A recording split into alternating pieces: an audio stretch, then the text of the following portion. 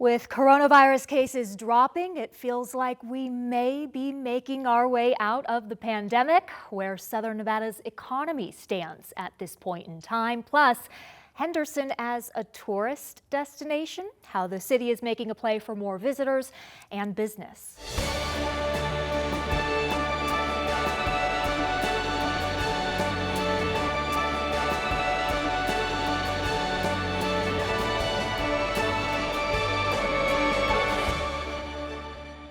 Support for Nevada Week is provided by Senator William H. Hernstat and additional supporting sponsors. Welcome to Nevada Week. I'm Amber Renee Dixon. With Nevada's mask mandate gone and the continued removal of coronavirus restrictions around the world, it seems we're nearing a possible end to the pandemic. This should benefit Southern Nevada's economy, and joining us to talk about where it currently stands is Brian Horwath, business editor for the Las Vegas Sun. Brian, thank you for coming in. We had you on about a year ago, and the situation felt similar. Cases were dropping, the economy was improving, but then Delta and Omicron variants came along. Where do we stand now? Well, I think there's some positive signs that we've been seeing. Certainly a lot of those visitors that Las Vegas lost because of the pandemic have come back. Not all of them. You look at 2019, there's about 42 million visitors here. Cut that about in half for 2020, and then in 2021, about half of those came back. So, pretty close to 30 million. So there's a lot of bright spots. Conventions are still lagging. The international travel piece, that's still lagging a little bit. Certainly the drive-in, certainly people coming in from Southern California, that's robust, that's strong. If you go down to the Strip on a weekend, it's busy. There's a lot of uncertainty there. We never know, these days when another variant could pop up. I know people, so, every time it seems like we get maybe in the clear, you start to wonder. But I think we're in a pretty good place right now as far as the Las Vegas economy goes. Fingers crossed as we move into the future. And we talked about the convention aspect off camera, how crucial it is to the recovery. When might that aspect come back? Because so many people plan, a year ahead of time to have a convention. Sure. Las Vegas, obviously, very popular place to have a convention. I've been hearing for a while now that if you look a couple of years out, it's pretty positive on the booking side. A lot of these resorts on the Strip, a lot of these companies put a lot of money into their resort spaces or into their convention spaces. So they're itching to get people in there. But you look at CES, which is the biggest convention annually on the calendar here in Las Vegas. That happened in January. There's about 40,000 people. In a non-pandemic year, there'd be 160, 170,000. So that kind of gives you an idea. Of course, everyone in Las Vegas is thrilled to have 40,000 people here for a convention. But still, they're looking to continue to build that back up to where it was before the pandemic. Right. Preview Las Vegas, an event that previews the economy for the year ahead. That was in January, and there was an overall positive feel to that. It's a preview, but some of the leaders there were hearkening back to the 1990s. What were the similarities that they were talking about between now and the 90s? Well, I think Las Vegas kind of goes in cycles, and there's certain periods where people are kind of happy to get out and about, travel, go to these destinations. Las Vegas is a fun town that people like to go to. So I think there's a lot of talk about this pandemic it's been depressing. It's for everybody. It's been stressful for everyone.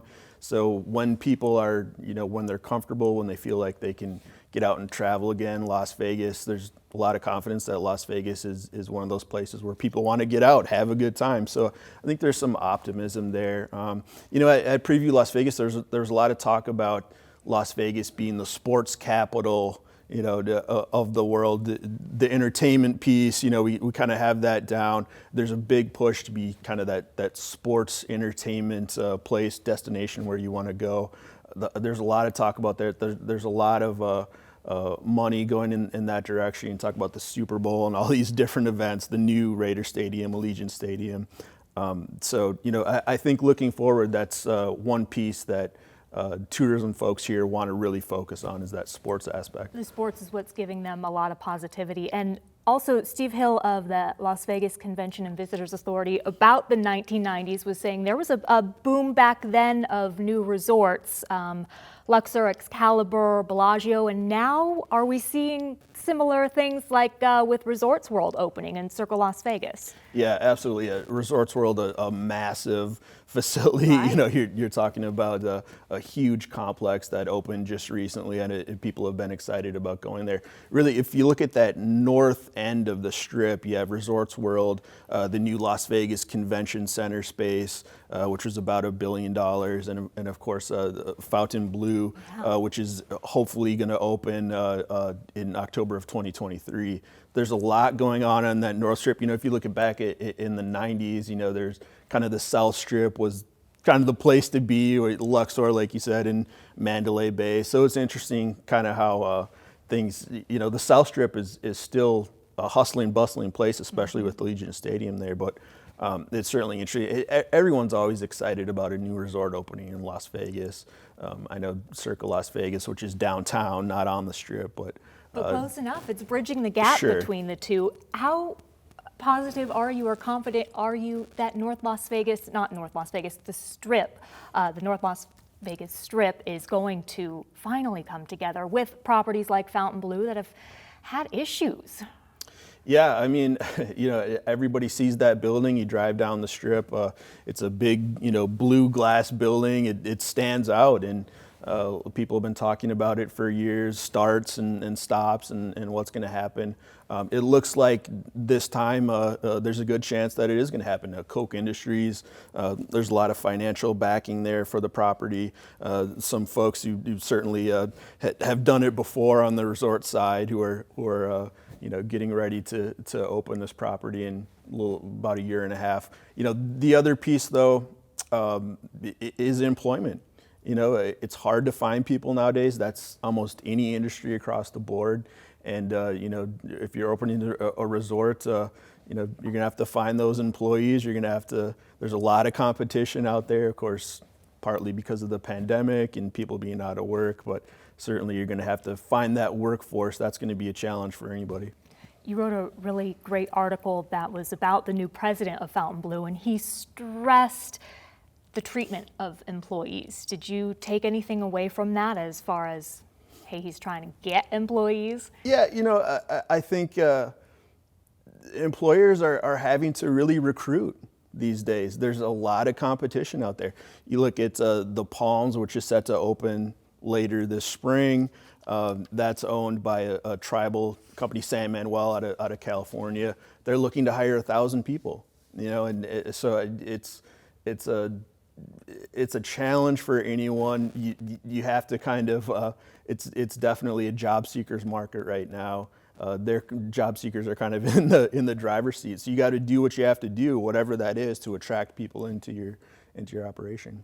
From job seekers to house seekers. The housing market, it is still hot. A Wells Fargo economist that you spoke with said the housing market in Las Vegas is in better overall shape than the economy itself because that convention aspect hasn't come back. What about the possibility and the likelihood that interest rates are going to be raised as soon as March? Yeah, it certainly looks like that's where we're headed. Which is going to mean those mortgages are going to be a little bit more expensive. Maybe not a lot, but when you're talking about that amount of money, it's possible to price people, in or out of a certain category for a house. It's interesting. I mean, it's everyone I talk to says, look, in the near future, a year out, maybe even longer, we're not going to see prices come down. It's just a question of how far prices are going to increase, which is kind of scary. If it's a double-edged sword. On one hand, if you own a home, your value's gone way up. You're thinking about, well, should I sell? Well, okay, if you sell and you make it, and then you have to live somewhere. So it's where are you going to go? Rents are going up, housing prices. So it's interesting. It's partly supply and demand. It's partly just a lack lack of inventory that's out there that's been building up for a few years, kind of a perfect storm. But it's interesting. And then of course the piece that people talk about a lot is the folks coming in from California. Is that still a steady flow? Absolutely, absolutely. You know, you can cash out, sell your home in California for some absurd, $700,000, upwards of $1 million. You know, you can come here and buy a home here for the median price for a home here is about $440,000. So you can kind of change your whole lifestyle. There's people doing that. So it's an interesting dynamic right now. And so even a small, maybe 0.5% increase in the interest rate is not going to deter those buyers, perhaps? It doesn't seem like it. I don't think so. Brian Horwath, thank you so much for your time. One city in southern Nevada is hoping a new entertainment and sports venue is going to boost its economy. At the brand new Dollar Loan Center is where I caught up with Derek Armstrong, the City of Henderson's Director of Economic Development and Tourism. Henderson has long been a destination for youth sports tournaments, bringing in kids and parents from out of state. But now with the Dollar Loan Center, Henderson is entering the professional sporting arena. So what kind of economic impact do you expect this to have? Yeah, I think you're right that Henderson has been home to a lot of youth events. Our Parks and Rec department does a great job with that, and even with Lifeguard Arena that opened up last November, we've seen a growth in youth sports. But this facility is one of a kind in Henderson, and the economic impact from the initial studies that we've done is going to show that this will provide 17 to 26 million in annual economic impact a year. The city of Henderson is paying $42 million for this, and the Vegas Golden Knights owner Bill Foley is matching that. It's in his interest because his AHL team is going to play here as well as his indoor football league team. How does this work out for the city of Henderson, though? That economic impact that you talked about, how quickly do you think you will pay off this Dollar Loan Center? Well, it's a great project, and the Golden Knights have been a tremendous partner for the city of Henderson. And not only is it just going to be paid off over the 20 years, it's going to be projecting more than the $42 million in tax revenue, but that the community benefits as well. We're able to do high school graduations. The Henderson Symphony will be playing here. And it's just really an amenity that the city of Henderson expects, and we're delivering to them. The Big West Championships is going to be the first event here in March. How did you convince the Big West to move here to Henderson when just last year they were playing in Las Vegas? I think it's a number of different things, but Henderson is really a place that distinguishes itself from Las Vegas with some of those family-friendly features, and it's still just as easily to access as Las Vegas. We're still going to be using McCarran Airport, and from this facility we're about 10 minutes from the airport, so it's extremely convenient for those people traveling into the valley to participate. But then we're able to provide a brand new venue to host them, and they're going to be one of the initial events here, so I think we're able to showcase them in a way that maybe some of the other venues aren't able to. You brought up the importance of distinguishing yourself from Las Vegas in terms of marketing strategy. What is the strategy? How much do you want to differentiate yourself, or is it a close line to toe? I wouldn't say it's a close line, but I would say we're never going to compete with Las Vegas, right? They're a globally named brand. What we can do is supplement that and bring in additional tournaments and additional features that help supplement what they're doing. And so I don't think we're in competition with them. We're just helping supplement and complement them and bringing more people and revenue to the Las Vegas Valley. Of the visitors that you will be getting here for these events, how many do you expect will actually stay in Henderson hotels, or do you think a lot of people are going to still be staying in Las Vegas? Well, I think it's going to be on the types of events that are held here. If it's just for sporting events, obviously Green Valley and the district are right next door to this facility. So I think you'll see a higher propensity for those types of events. But if it's for a conference or say a trade show spillover from something on the Strip, you would see more that stay on the Strip. I think there's going to be some natural events that tend to draw people to Henderson. Talking about conventions, this is outside of the Dollar Loan Center, but you do already bring people and businesses from Southern California here to Henderson for conventions. Is there going to be a bigger, broader push for that? We do a lot to work with our partners to bring meetings and smaller types of conventions to Henderson, working with a number of our partners. We do have the district and station casinos next door that do bring meetings and conventions as well. We have the M Resort just off the Las Vegas Boulevard that has space as well. And then we have some of the resort properties out in Lake Las Vegas that attract those meetings as well. And we work with all of our partners to help pitch Henderson as a place for them to host their events. And this push for tourism and conventions to Henderson, is it part of a specific campaign? I know back in 2019 there was a tourism revamp, you changed the logo. Is this part of that still?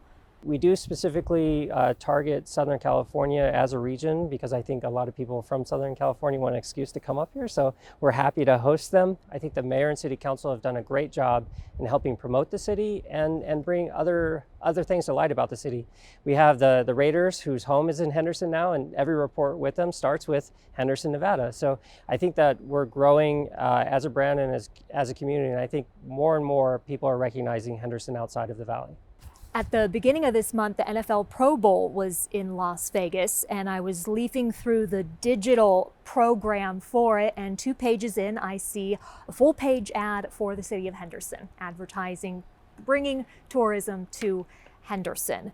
It really stood out to me because everything else were luxury cars and high tech, and so I thought, wow, they must be really making a big push. Are you making a national push to bring people to Henderson?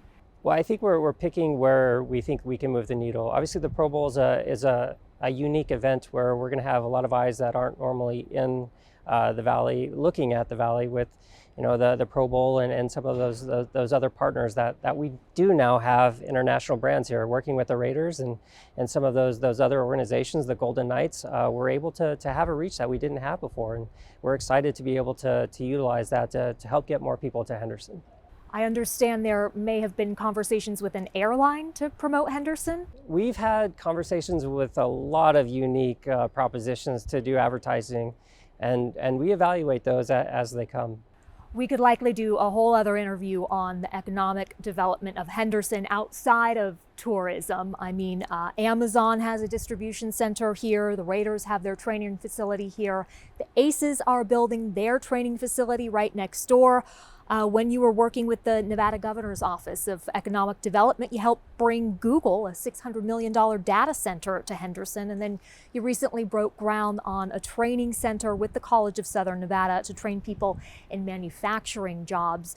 What would you describe the economic development state of Henderson to be? That's a great question. What I say is it's a good time to be in Nevada, but a great time to be in Henderson.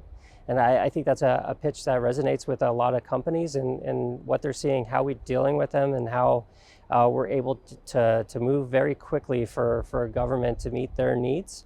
In addition to those projects, we also have Haas Automation, who are building a 2.5 million square foot facility out in West Henderson as well. They're currently doing their site grading and hopefully be going vertical by the end of this year, which will employ 2,500 people in advanced manufacturing.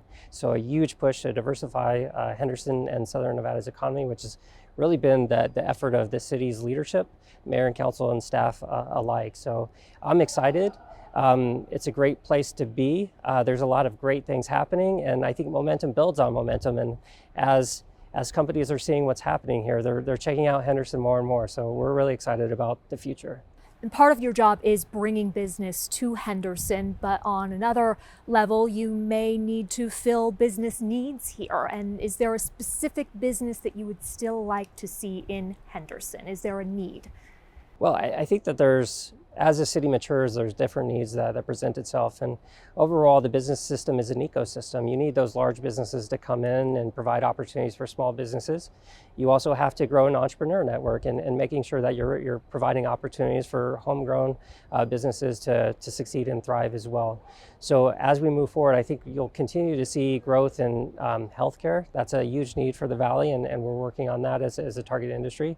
You'll see more business and financial sector type companies as well, helping provide some of those opportunities for those entrepreneurs to access capital. So that's part of that ecosystem, and we'll see more technology and manufacturing jobs come to the Valley as well. The Big West Basketball Championships, March 8th through 12th, will be the very first sporting event at Henderson's new Dollar Loan Center. And the Big West, appears to have big plans for a future in Henderson. Joining us to talk about this partnership is Big West Commissioner Dan Butterly. Dan, thank you so much for joining us. The Big West has many of its schools based in Southern California. That is where you are joining us from. And you held a lot of the tournaments in Anaheim in the past. This past year was in Las Vegas with all the big boys, the Pac-12, the Mountain West. But this year you're moving it to Henderson. Why? Well, Henderson has provided us a great facility at the new Dollar Loan Center right there in the main part of Henderson. It is the perfect size venue for the Big West. College basketball in the West, relative to conference basketball championships, have moved to Las Vegas. It has become the mecca of March Madness, and the Big West is excited to get there. 6,000 seats is what the Dollar Loan Center has to provide you. Now, when you let the Big West schools know about this relocation, what kind of reaction did you get? Did they say, "Where is Henderson?" No, they were actually excited about it. Last year, we were at Mandalay Bay. Because of COVID, we moved the basketball championship out of California over to the Las Vegas area. And while we were there, we took advantage of the opportunity to look at other facilities, and we were surprised to hear of Dollar Loan Center being built in Henderson. So we took a ride over there with some of our athletic directors, took a look at the facility, and they said, "Yep, this feels like a great fit." Not only the family-oriented area of Henderson, but also being at this facility just felt like a glass slipper for our teams that will be playing Cinderella for the NCAA tournament. Mandalay Bay may have been a little bit too big for the crowds that you're going to bring in, but this is a good size. And I imagine that compared to Mandalay Bay and compared to Anaheim, you're saving a lot of money. It's definitely the benefits we had negotiating and working with more of a smaller venue definitely helped the Big West make this decision. There's no doubt about that. And the feedback we got from our student athletes of being in Las Vegas last year, they indicated to us that they want to come back. It really felt like a championship city for them. Obviously, we couldn't have fans last year because of COVID, but we are excited to welcome fans to this championship in Henderson. And I understand that you have some plans for the outside of the Dollar Loan Center, which is unique in that, I don't know, at Mandalay Bay, you surely couldn't have done what you are planning as far as outdoor parties. Tell me about that. Absolutely. I mean, we'll have alumni functions out front. The way the building was designed really provided a great front porch to the city of Henderson. So we're excited about the grassy areas right up front of the main entrance. Food trucks, concerts, interactive opportunities, bands, cheerleaders. We'll be having a celebration, particularly between sessions, between the afternoon and evening sessions each day of the championship.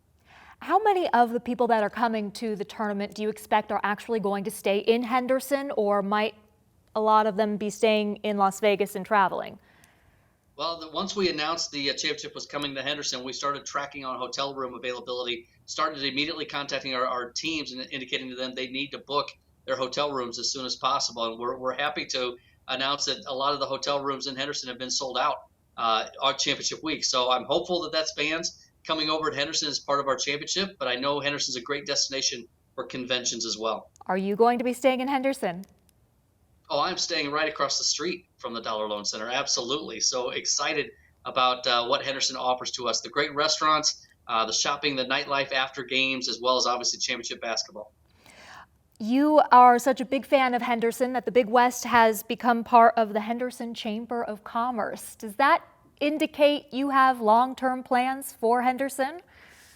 We absolutely have long-term plans for Henderson. We've got at least a 3-year contract with the Dollar Loan Center with options for additional years.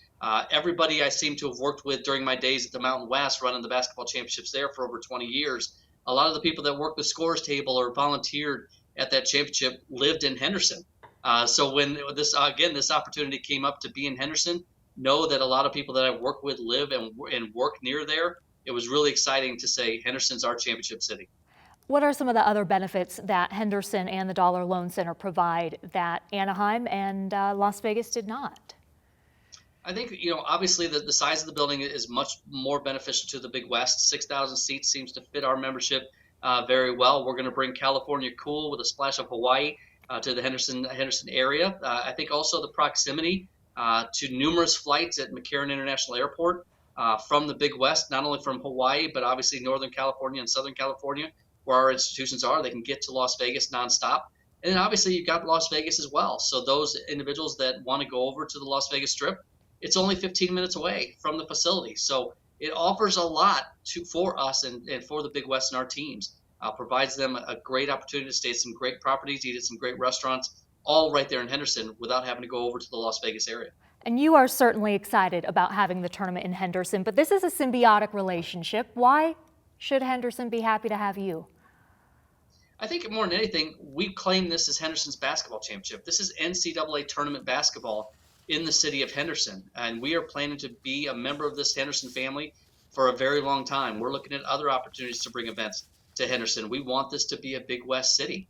We know that there's a lot of sporting events in town, in the region, but really this is Henderson's own event. So we are excited as to be a part of that. We have joined the business community. We are looking for Henderson businesses to affiliate with us. Anything from the need for copy machines to electronic equipment to carpet are things that we're looking for Henderson businesses to partner with us and help us out with to make this venue look fantastic for the first event. You mentioned other sporting events. What are you thinking of? Well, obviously we've got some great golf programs here in the Big West. We've got volleyball. We've got some other opportunities to look at here, and I think the Dollar Loan Center is going to provide us that opportunity down the road. Dan Butterly, Big West Commissioner, thank you so much for taking the time, and we will see you locally very soon. Can't wait to see you in a couple weeks. Thank you so much. And thank you for joining us. To see any of the resources we discussed, go to our website, vegaspbs.org/Nevada Week. You can also find us on Facebook and Twitter @Nevada Week.